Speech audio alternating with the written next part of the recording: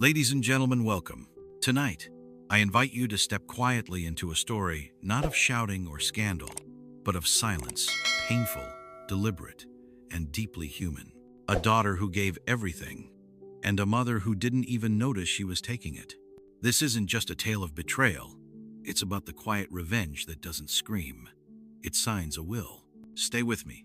What you're about to hear may feel all too familiar. Welcome to Narrative Nexus. And today, I'm taking you deep into the story. My mom replaced me with her new boyfriend's daughter, so I replaced her in my will. This emotional unraveling began in early spring of 2017, unfolding quietly in suburban Oregon, amidst the calm setting of a small, blended family, adjusting to new roles. Our main character, Emily Thompson, once the only daughter of a widowed mother, slowly watched her place in the family disappear, replaced by a teenage girl with no blood ties and all the affection she once had. Let's dive into the full story, layer by layer, silence by silence.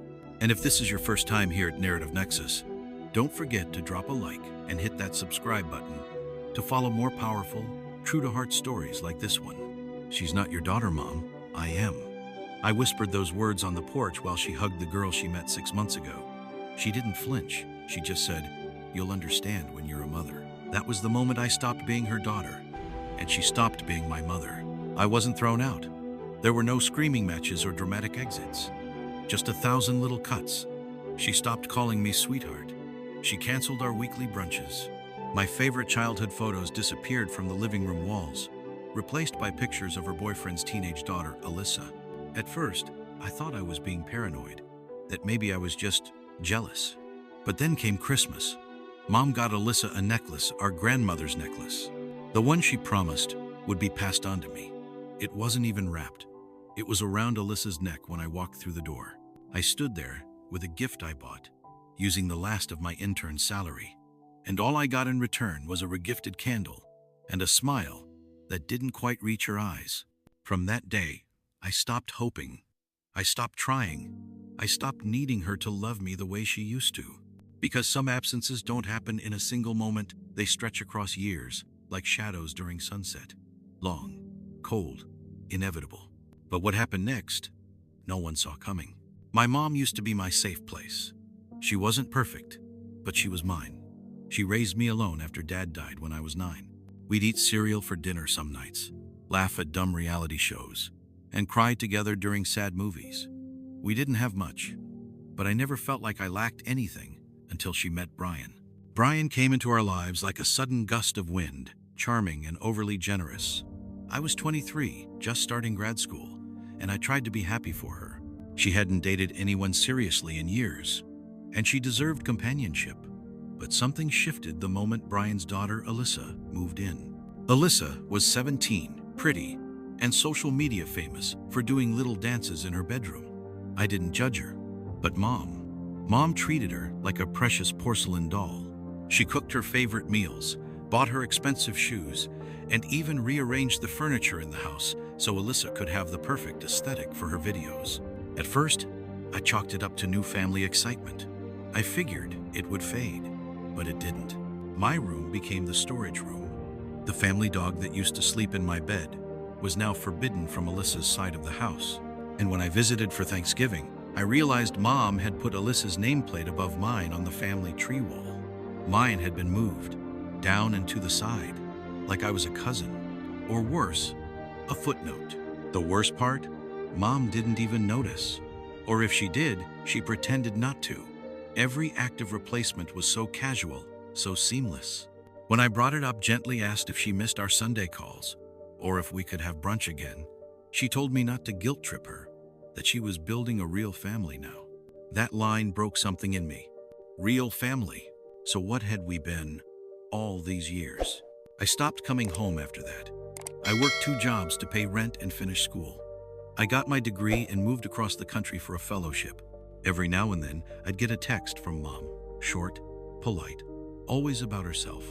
Never once asking how I was doing. She'd replaced me.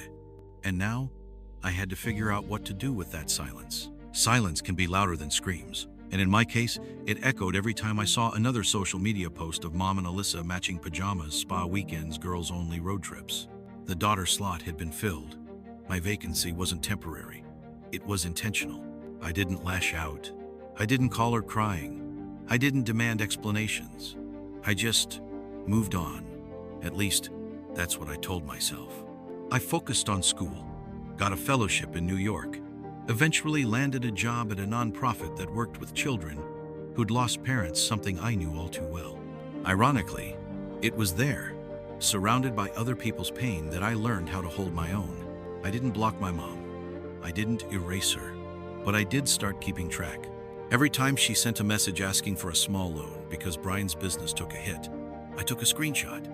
Every time she brought up how Alyssa was so talented, she should be in your will too, I wrote it down in a journal. It wasn't revenge. It was documentation. Alyssa had no idea who I was. To her, I was the older, almost stepsister who lived far away. Once, she even called me Angela instead of my name, Emily, in a video she made with Mom. I watched it 3 times.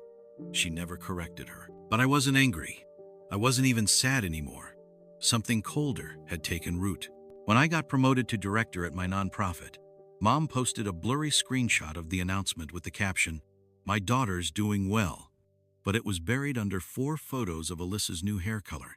That's when I knew my life was no longer a story in her world. I was a footnote in hers, while she was still a headline in mine. So I did what any logical person would do. I rewrote my will. Not out of spite, out of clarity. My assets weren't much: savings, retirement, a small condo. But they were hard-earned. I decided to leave them to someone who never asked for anything but gave everything. My old college professor, Joan. The woman who mentored me, fed me during finals, and never once made me feel like a placeholder in her world. No announcement, no message to Mom, just a quiet update to my lawyer, notarized and sealed. The silence was no longer painful. It was power. The twist wasn't loud. It didn't come with courtroom drama or viral videos.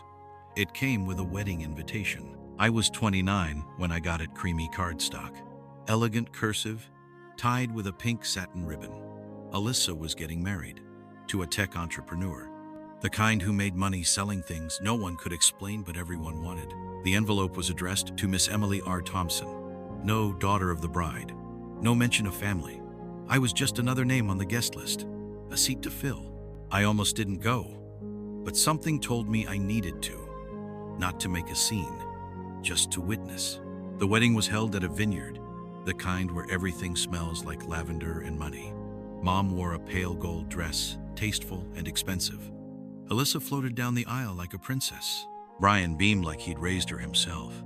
No one remembered I used to braid her hair for school the one summer she stayed with us. Not that it mattered. At the reception, there were speeches. Long ones. People cried, toasted. Then came the surprise video montage. Baby photos, toddler tantrums, graduation caps. Every clip was of Alyssa. Every single one. Not a frame of me, not even as a blurry background figure. But you know what was there? A shot of her holding my old teddy bear. My mom had given it to her. The one thing I'd saved from childhood. I remember tucking it in my suitcase when I left home. I guess Mom had unpacked it later and reassigned it. That night, I didn't cry. I left after the cake was cut. I didn't say goodbye. Instead, I called Joan. I told her I was updating my will again, and I asked if she'd be my executor. She cried harder than I expected, said she'd be honored. The next week, I met with my lawyer. We created a clause, a simple one, that in the event of my death, no portion of my estate would go to my mother or any of her declared dependents. The clause wasn't cruel. It was factual. It closed a door I hadn't realized I still had open. From there, things changed.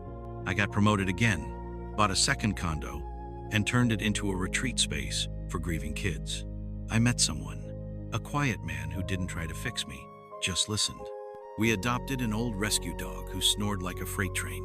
I didn't hear from Mom again until almost a year later. She left me a voicemail. Brian had left her.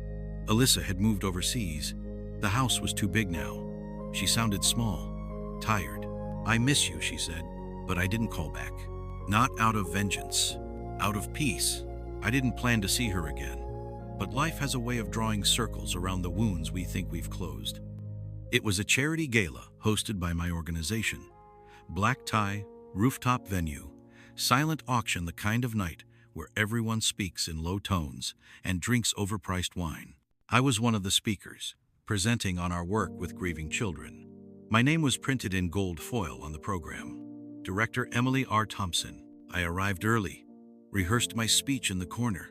Then I saw her, my mom, standing near the buffet table, holding a glass of wine she clearly couldn't afford, wearing a dress that didn't quite fit anymore. Her smile was stiff, her eyes scanning the room like a tourist looking for a familiar face. She didn't see me, not at first. When she finally did, her face changed. Not surprise, not joy, recognition, and something else, like regret wearing perfume. She approached cautiously. I didn't move. "Emily," she said, voice softer than I remembered. "You look wonderful." I thanked her, politely, professionally. There was silence. Then she blurted, "I didn't know you'd be here. Joan invited me. She said this event was important to you." Of course she had. Joan was the keynote donor. She hadn't told me, and I realized it wasn't a coincidence. It was kindness. My mom started talking about Brian, about how things had fallen apart, about how Alyssa had gone no contact since moving to Paris. She spoke fast, like she was trying to outrun the silence between us. "I miss you," she said again, this time with trembling lips. "I know I made mistakes. I don't want to die with things left unsaid." I listened, not coldly, not warmly, just present. Then they called my name. I walked to the podium, cleared my throat, and began.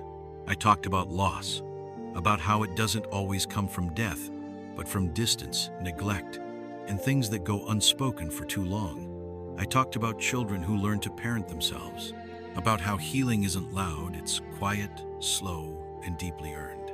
And as I spoke, I saw her in the crowd, head down, shoulders drawn in. Afterward, she came up to me again. "I'm proud of you," she said. This time, I smiled, not out of forgiveness, out of finality. It's been a year since that night. The gala came and went, the flowers faded, the lights dimmed. But what lingered was something heavier. Closure, not the kind that comes from a heartfelt apology or a dramatic reconciliation, but the quiet kind, the kind you give yourself. My mom never called again. No letters, no visits, just silence. And for once, it wasn't sharp. It was soft, almost gentle, like an old scar you forget is there until someone asks. I didn't hate her. I didn't love her the same way either. What I felt was something in between, a distant gratitude. Because in losing her, I found every piece of myself I'd once given away. I built a life that didn't orbit her approval. I found people who showed up not out of obligation but choice. Joan and I still talk weekly. The dog still snores like thunder.